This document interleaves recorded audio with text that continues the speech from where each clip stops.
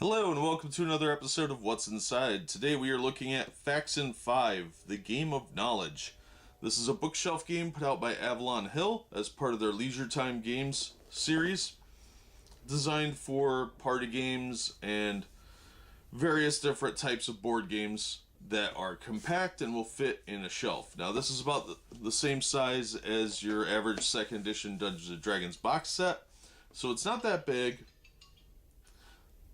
And when my phone stops beeping, I'll show you the contents of the box. Now, this one is missing the timer, but that's not a huge deal. You can use a stopwatch to do it, or an app on your phone. Inside here, we've got our tray, which is not very effective, as you can tell. This one's a little beat up, but it is almost entirely complete. So we've got our instruction book. We've got our master scorecard, which this is possibly going to be missing. And it is double-sided, so you can use it for multiple games. So you can recreate it fairly easily. It says Faction 5 Master Scorecard, players, teams. If you have more players, you'll want to divide them into teams. Then we have the Faction 5 play card. And you should have a stack of these. If not, they're fairly easy to recreate. I'm sure you can find one online. And then we have an order form here, which would be folded up into a envelope. This is enclosed 50 cents and receive our latest catalog. Well, I don't think that's any good anymore. But this is sticky here, so this might actually be stuck to here or something else in the box. And then there's also a replacement order form with the pricing list on it, which I'm sure is vastly outdated because this game is fairly old now. And this game is from 1976, so it is not new. Now what we have here is our just generic tray, and the timer would actually go here, but I do not have that one.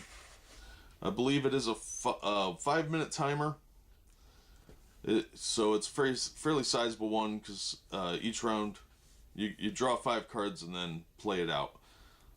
There are 26 letter cards, one for each letter of the alphabet, and there are also 4 asterisk cards, or tokens I should say. These little chits all came together.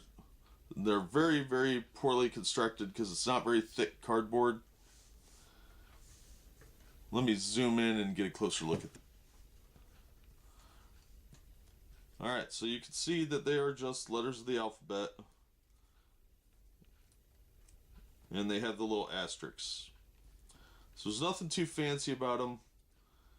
They're a little bigger than an American dime.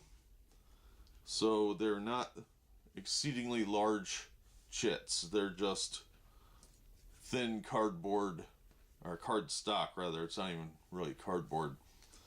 So nothing too spectacular there, just one letter for each letter in the alphabet. So we'll get these out of the way. What you do is draw 5 of those, depending on how many players you have. You can play this solo. It is for 1 to 5 players.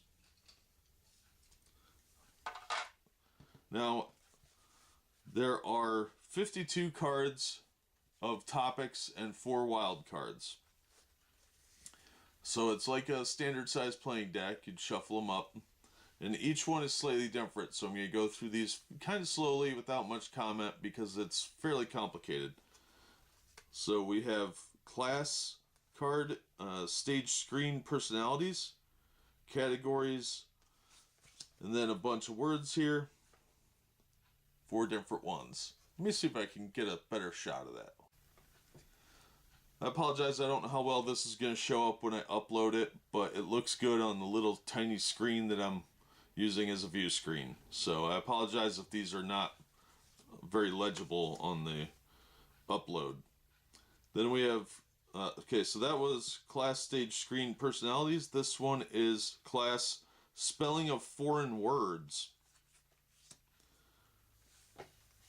And it has range for number of required letters. So some of these are actually fairly hard. There is a kids version of rules in there that let the adults pick the topics. Otherwise, you're just going to crush them. Then we have famous persons of the past. Next we have class syllables of English words. Class magazines and periodicals. That might be a bit dated now. Class living statesmen and politicians. Class foreign writers. Class book novel titles. Class world leaders, rulers. Class living celebrated persons. Class musicians. Class spelling of English words. Class music composition titles. Class singers. Class countries and nations. A choice card, class only, and there's two different sections. Choice card, class or category. Then we have class religious leaders, figures. Class product trade names. Class cities. Class authors, poets. Class athletes. Class past American writers. Class military figures. Class living American writers. Class past statesmen, politicians. Class famous Americans. Class scientists. Choice card, class only. Like this one is advertising slogans, campaign slogans, awards, state parks, state capitals, foreign capitals, golf courses, stadiums, sports teams. And in the other column we have vaudeville entertainers, newscasters, famous lovers, reformers, perfumes, cat breeds, types of vehicles, biological classifications, and insects. There's a lot going on one card. Another choice card. Choice card. This one has more food-based, looks like. Another choice card. They're all different. Choice card with class and category.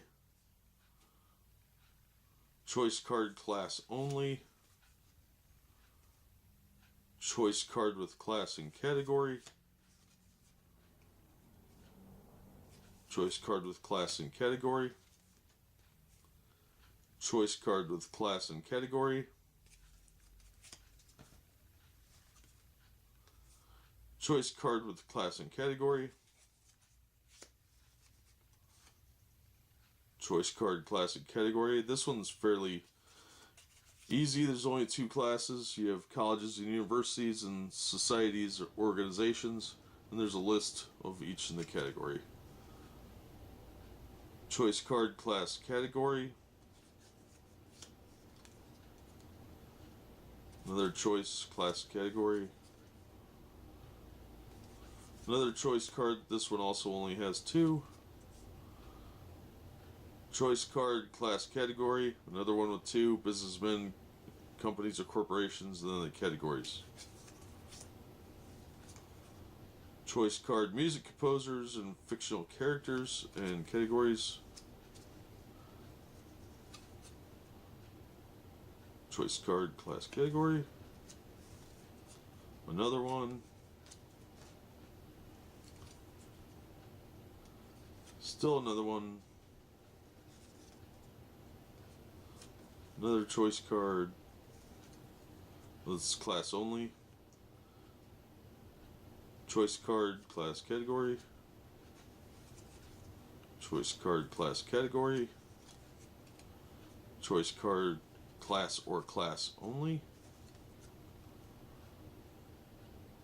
Choice card, class and category. And then the wild card. Free choice of any class/category of information. There's 4 of these cards. They're all identical.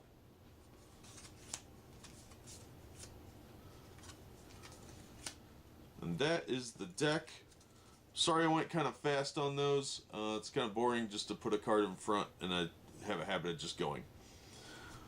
So if you wanted to see a specific card, just pause the video. Hopefully it's legible on the screen. I know this camera has fairly low quality, but the good camera broke on me. So unfortunately, for a little while, I'm going to have to use these cameras that are slightly lower quality, and hopefully will be good enough to get the images across. And if you want to support the Patreon, link should be in the description. Otherwise, yeah, it'll be a little while before I can replace the camera. So that is the entirety of the set. Like I said, I'm missing the glass timer, but this game is supposed to be pretty fun. It'll probably be fairly difficult for a lot of people these days because it is a lot of topics that aren't really taught in schools anymore. But it is a very difficult game to play with your friends, and very challenging and very rewarding when you crush them mightily. Because it is a 250 point game, and you get points based on your answers. There are variation rules for kids and a lower point game, and fewer subjects, that sort of thing, in the book. It's not a complicated game. But for a 1970s game, before the internet became what it is, and before cable, yeah, this would have been a good trivia game to play with your friends. And Avalon Hill does make pretty good games. So if you're good at trivia and obscure knowledge, you might have a good chance of winning at this one. But that was what's inside. That'll do it for this one. As always, thank you so much for listening and supporting the channel. Be sure and hit like, share, and subscribe. That really helps us out. And that'll do it for this one. Thanks for joining us. See you next time.